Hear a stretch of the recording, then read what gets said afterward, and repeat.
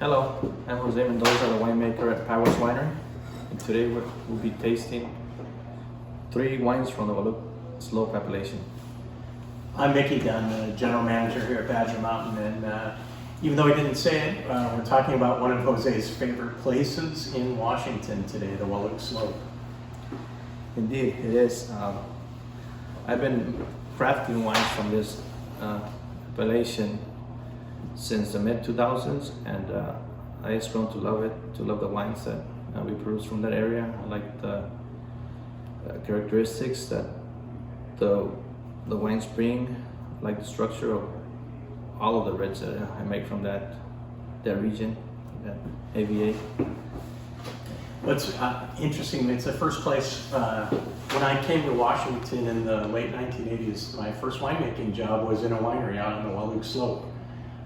Before it was even called the Wahluke Slope, yeah, it was just part of the Columbia Valley, and I think like the mid-2000s it became its own AVA, and what I remember about it and what I like about it now is that it's really consistent kind of across the whole AVA. It has this nice gentle south-facing slope, really deep, well, not always deep, but really sandy soils above that bedrock, and so the wines from the Wahluke seem to be really consistent, I think, across variety and across, even going west to east across the appellation.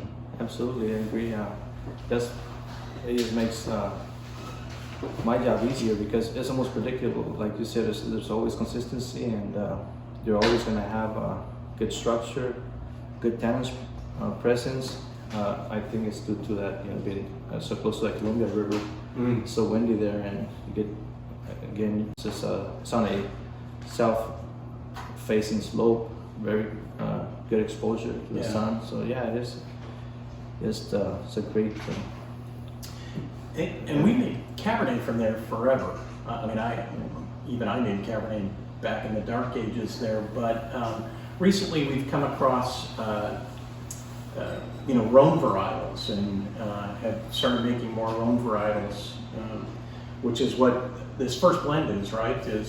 Yes, all Rhone varietal. First wine is a Rhone. It's about a 51 Grenache 49 Syrah blend.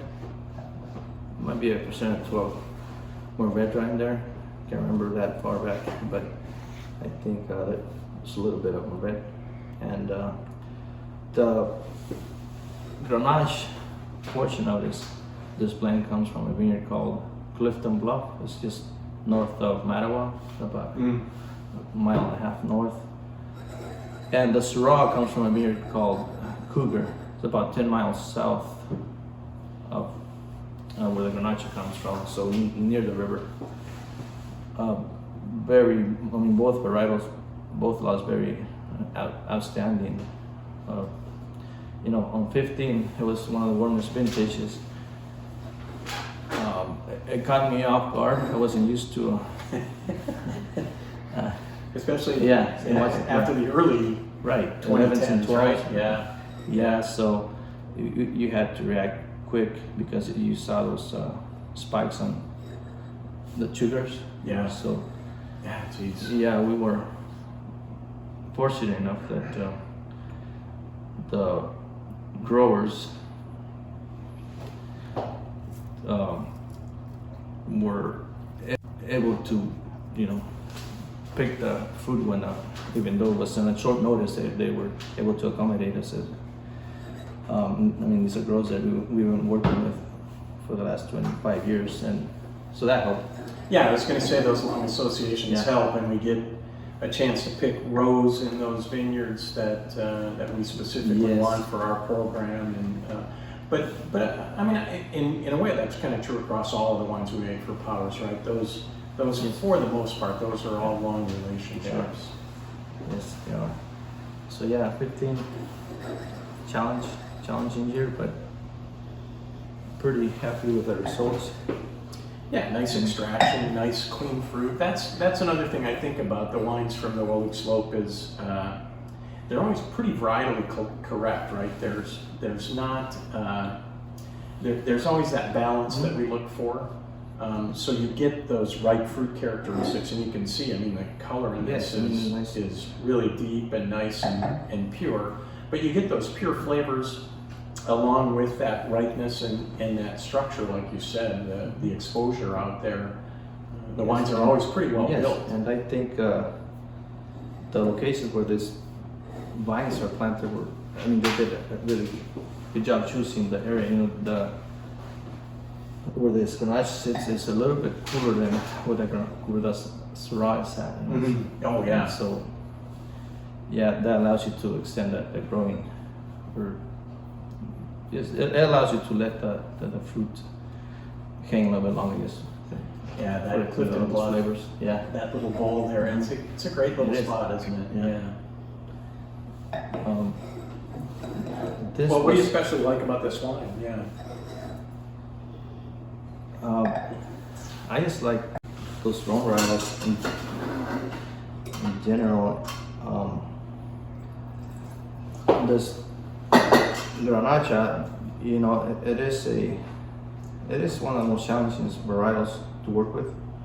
For me, it's super delicate and sensitive to oak. You can easily overdo it or oak it. So it's kind of like a Pinot Noir, but yeah.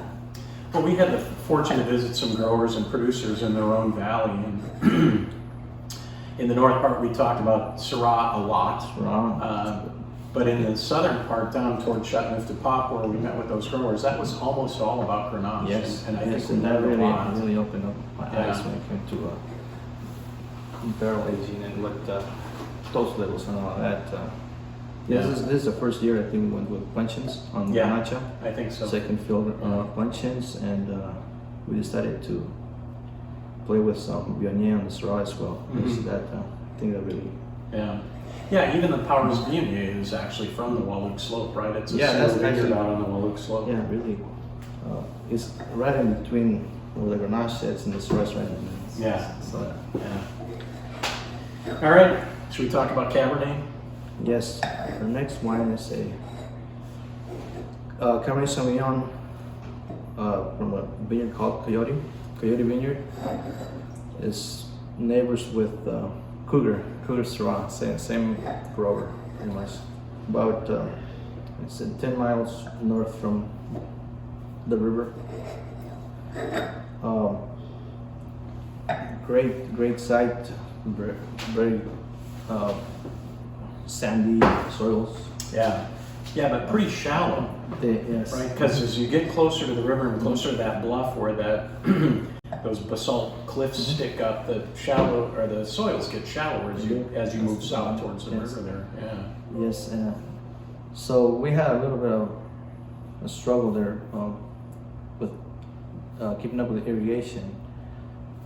Things it was so Yeah, hot. right, everywhere. right, So that the fruit that comes from the vineyard is naturally very high tannins, and in a year like 15, you really had. I mean, those areas are super Yeah. small. So luckily we have incorporated different fermentation methods or fermentation vessels, I guess, that you can really manage tannins during the vinification process. Otherwise, we would have been having to waste this wine longer just to allow it to soften, because we just don't do any fining. I don't like to tannin fining in the cellar, so it's what comes from the vine. We just have to do our best with the cellar to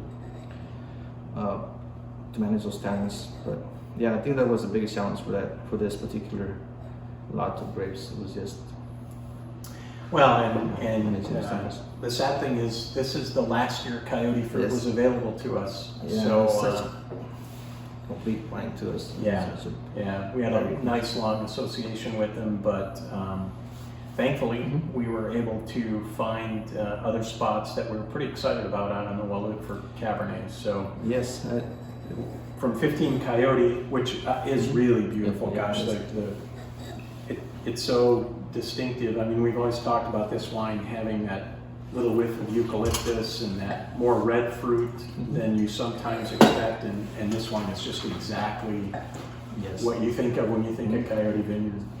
Yes, and that's what I didn't want to lose moving forward to the next vintage, the 16. We had to find a replacement for Coyote. So, you know, working with fruit from the Wahluke Slope for so many years, it wasn't too hard to find a good candidate to replace the Coyote. And we went with a block of grapes that comes from Catherine Leon Vineyards. It says, what, 5 miles north from the field, 7 miles? And a little west, right? Isn't it just a tad west of Yes. there? Yeah. But really saying, like the Wahluke to me, you know, you have the Saddle Mountains up there that are fairly steep, but then it's like this nice gentle grade for miles and miles down to the river there. And so you have changes in elevation. I think, geez, on the Wahluke you can go from about, what is it, about 600 feet above sea level to about 1,400 feet above sea level. And we source fruit from every elevation. Yeah, and so you have those variations, which is great.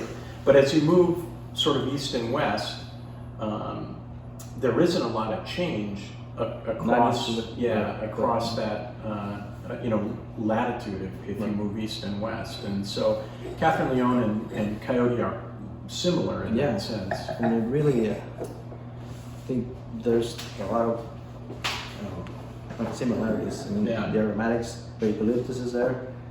Those on the palate, those sandy tannins, dusty tannins. We've been making wine from Catherine for quite some time as well. Great site. The only challenge that we run into in a hot year, 16 was hot as well. It's hot, the hottest. Yeah, I think, it was pretty hot. So that was managing the canopy. It's Yeah. because of the direction of the rows. East to that west. and the wind. Yeah. So, but no, I think they did a great job. I think 15 prepared them. Yeah. 16, and Well, good. Very pleased with them. You see any subtle differences between the Catherine Leon and the Coyote? Other than vintage, I guess. I get more dark fruit characteristics out of the Catherine Leon. There's more earthiness on the Coyote, more tobacco leaf, more herbs, dried herbs on the Coyote. But